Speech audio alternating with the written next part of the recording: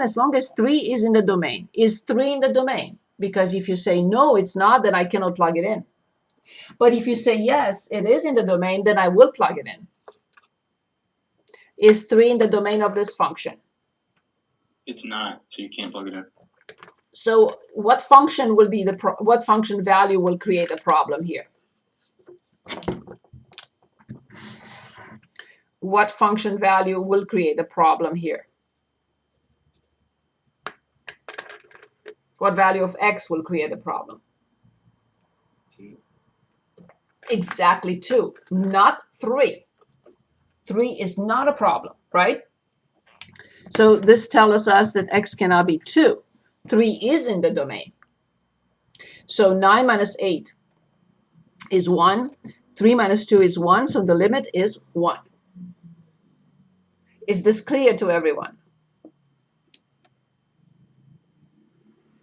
Is that a yes? Is that a no? Yes.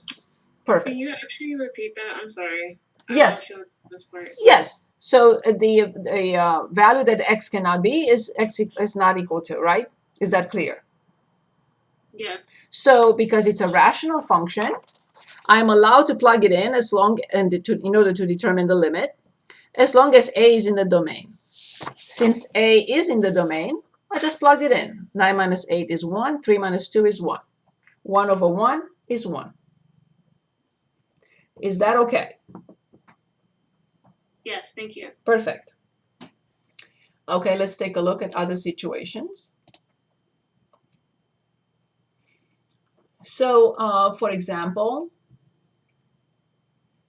let's take a look at 21.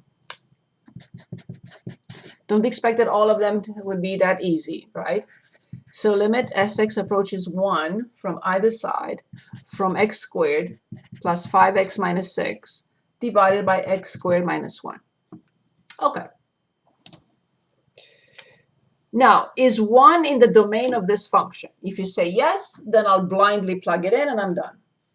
But if you say no, then I have to do something else. It's not included? It's not. Correct. Why? How come? This is x plus 1, x minus 1, which cannot be 0, so x cannot be plus or minus 1. So in this case, I cannot plug in to get the limit. In this situation, the following steps must be followed. 1, assess the initial situation, initial value. How do I assess? Well, I write the equal symbol. I put 0 here because 1 squared is 1. 1 minus 1 will be 0. And let's see what we get at the top. 1 plus 5 is 6. 6 minus 6 is 0. So I assessed the first or the initial value, if you want, 0 over 0.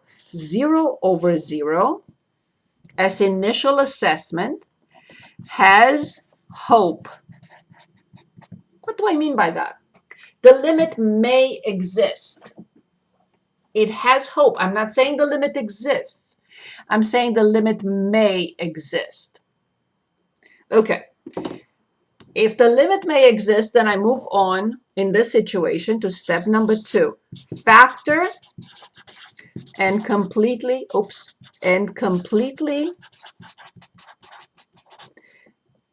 simplify the function. Okay, so I'm going to copy and move on to the next page. So what I'd like to do is I'm going to do this so you know it's coming from there. Jump over all this. That's how lazy people do it. Okay, they don't want to write it again. I'm not lazy. I just want to use time efficiently.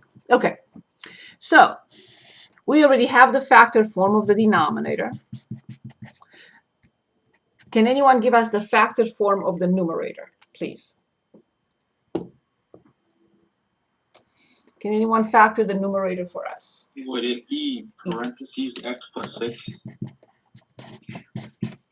And then x minus 1. Excellent. Perfect. Can anyone tell us which factor or maybe factors we can get rid of? Thank you. We can get rid of the x minus 1 Yes. on the top and bottom. Yes, one factor from the top, one factor from the bottom. The simplified form right now is limit as x approaches 1 from x plus 6 over x plus 1. Now, in the simplified form, is 1 in the domain of this function? If you say yes, I'm done. If you say no, I don't know what I'm going to do. Is it a yes or is it a no?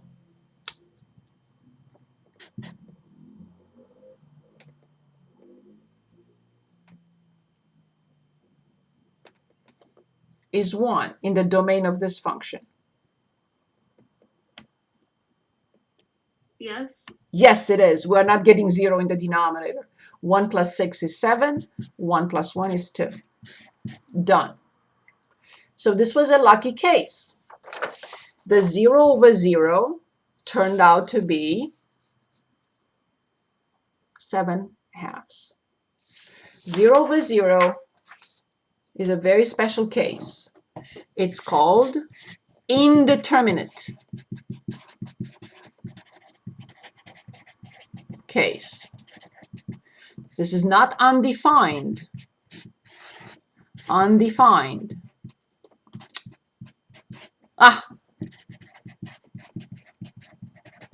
It's not undefined. This one, undefined, has no hope. Ever. Ever, ever, ever, ever. Has no hope. And it has 3 possible options. What are those 3 possible options? Here they are. Notice that this is not 0. It's any number but not 0. 0 over 0 is an indeterminate case. What does this mean? I have no clue. I had no idea that 0 over 0 will turn into 7 halves. I have to do the work. But what happens? What are the options for a number over 0? There are 3 different options. Infinity, negative infinity, or DNE. So this has absolutely no hope. This one has hope. It may or may not exist, but there is hope there. Okay. Any questions? Any questions? How did you get that 0 over 0 in the beginning? Yes. Perfect question. So the 0 over 0 is always the initial assessment. The initial assessment may be 1/2. So here the initial assessment was 1 over 1. Done.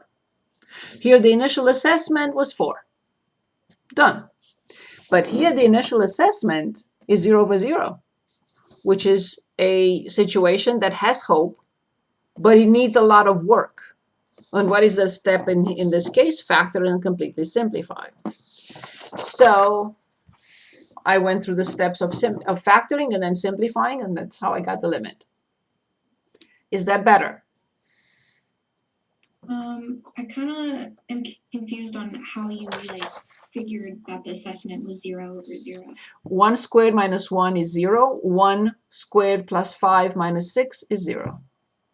Okay, so you just plugged in. Yes, that's it. I Okay. have to, exactly like I did it here. But the answer was a number and I was done. Exactly how I did it here. But the answer was a number, done. But here, it's a totally different situation. Because the initial assessment is 0 over 0, which I have no idea where it will lead me to. In this particular case, it led me to 7 halves. Very good question. Is this okay? Yes. Perfect. Yeah. Perfect. Okay, I'd like to look at 2 quick situations. So let me make one up with a radical.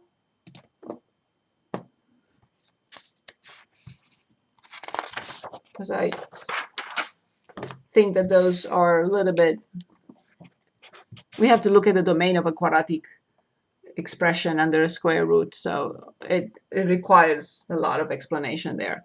So let's say f of x equals the square root of x plus 2, and I want to determine the limit as x approaches 3 from f of x, which is limit as x approaches 3 from the square root of x plus 2.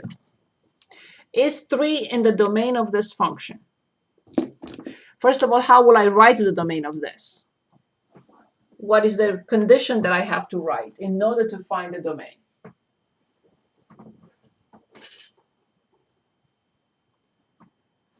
What did we say about the square root? What has to happen about x plus 2?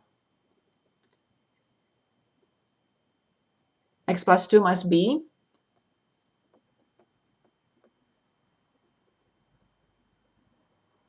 Greater than or equal to 0. Thank you so much. Which means the domain of this function is -2 to infinity. Awesome. In other words, I'm asking, is 3 in here? If you say yes, then we'll plug it in. If you say no, then I'm in trouble. Yes. Yes. So the answer is the square root of 5. Done. What if I ask about the same function, the limit as x approaches -2 from the left? What would you say?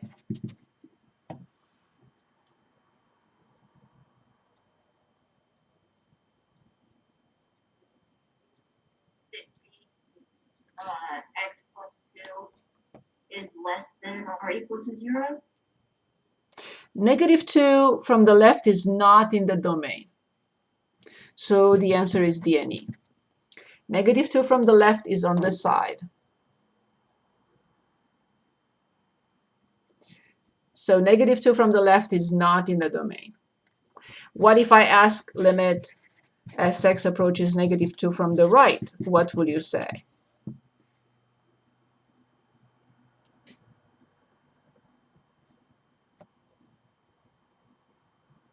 Four. -2 plus 2 is, 0. Sorry. that's okay, the square root.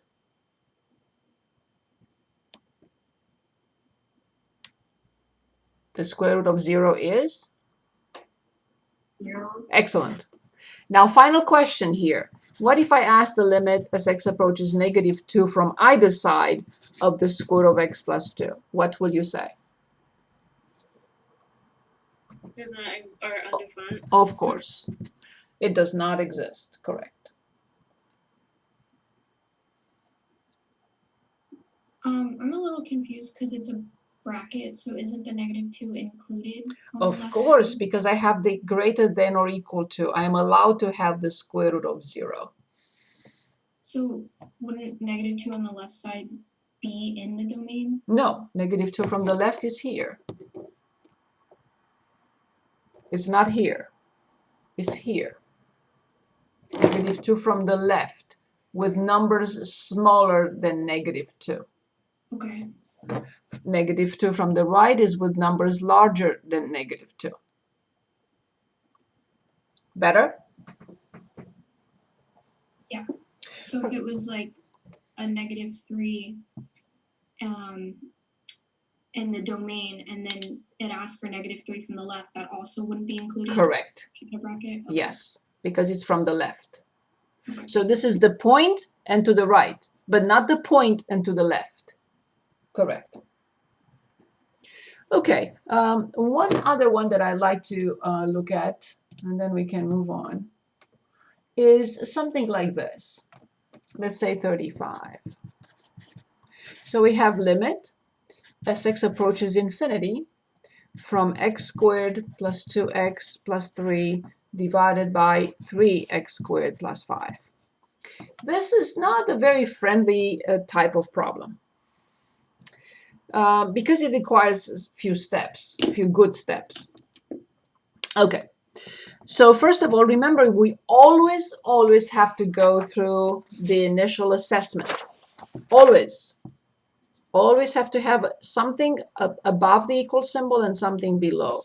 That tells me that you are finding the assessment or determining the first step the initial assessment first. Okay, so from these three terms, which one is the most powerful one, especially when x goes to infinity? Is it this, or is it this? Which is the most powerful one? 3x squared. Of course, these are so small they don't count. So then when x approaches infinity, where does x squared go?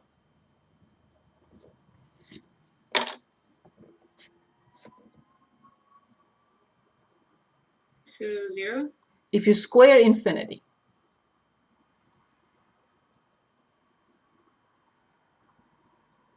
I square infinity.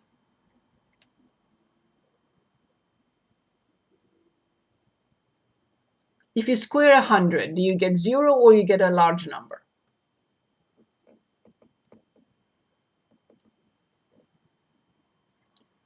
If you square 1,000,000, do you get a large number or 0?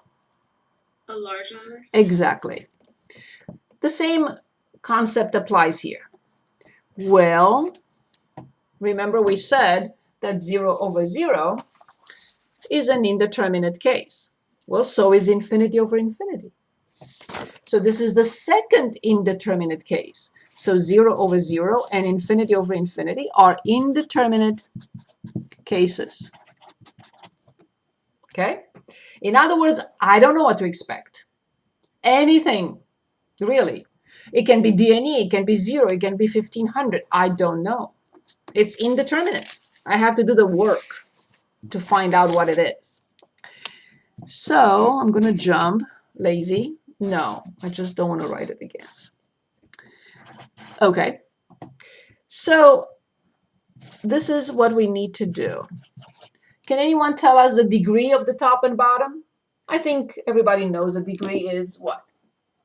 They are the same in this case. 2. I will factor out the degree. Factor out the degree. And you're going to say, did you lose your mind? No. So I know that x squared is not a common factor. I know it's not. But here's what I'm going to do. X squared times what is x squared? What should I write? 1. Excellent. Plus. From 2x, if I take out an x squared, then I have 2 over x. How come? X squared times 2 divided by x is 2x. Plus, what should I write so then x squared times this is 3? It'd be 3 over x squared. Brilliant.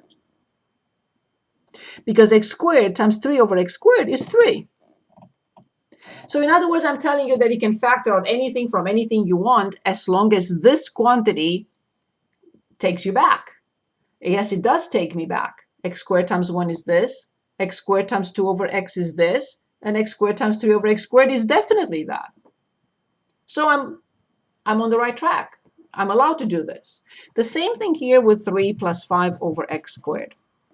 Because x squared times 3 is this, and x squared times 5 over x squared is indeed this. So I recovered everything I started with.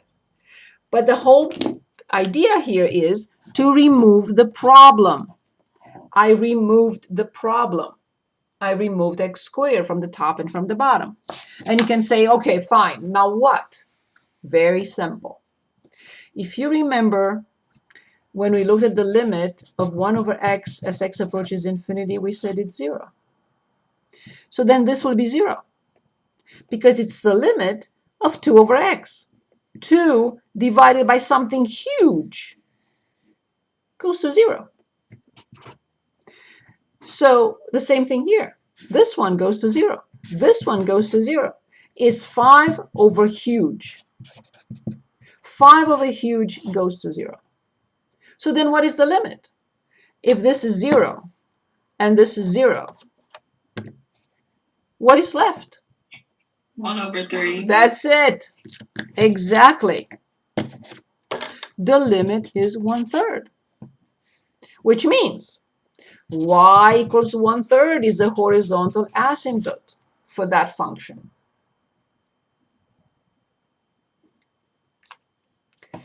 Now, a shortcut for you. If the degree in the numerator is smaller than the degree of the denominator, this limit is 0. Because the denominator is so much bigger than the numerator. If this limit, here you see same degree over same degree, it's the leading coefficient over the leading coefficient. That's what we got, 1/3. The same thing here. Same degree over same degree, and x approaches infinity, not 5 or 3 or 0, of course. The limit is 1/2, 5/10. What happens if the degree at the top is higher? It's a different story because the limit will be either infinity or negative infinity. Okay? So, final step here is something called continuity. Continuity. So here are a few situations. Situation 1, situation 2,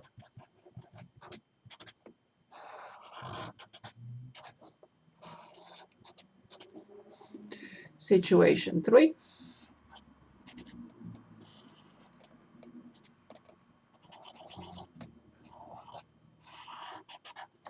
and final, situation 4.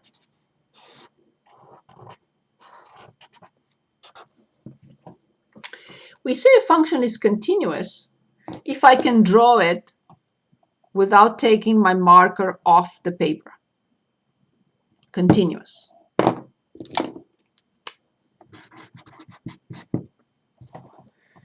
Okay? On all its domain, or in this case, all real numbers. This is not continuous. It's continuous on this side. It's continuous on this side, but the whole thing is not continuous. So this is a jump up. Infinite. I'm jumping to this. Infinite discontinuity. This is, of course, I gave it away. This is a jump discontinuity. This has a special name also. It's called removable discontinuity.